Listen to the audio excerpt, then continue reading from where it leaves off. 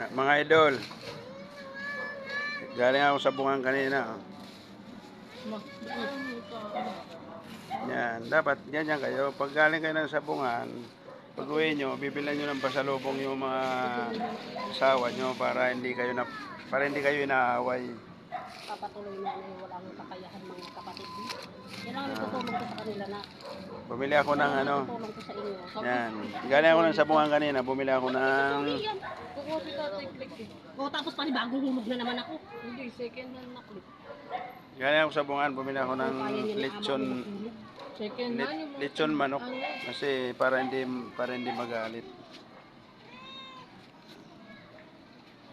Ayan, para hindi kayo awayin, bibili kayo pa sa lubong. Ayan, nalantakan na kagad nung bunso ko na nang. Yung nga. Ayan, ganyan mga idol. Idol, pag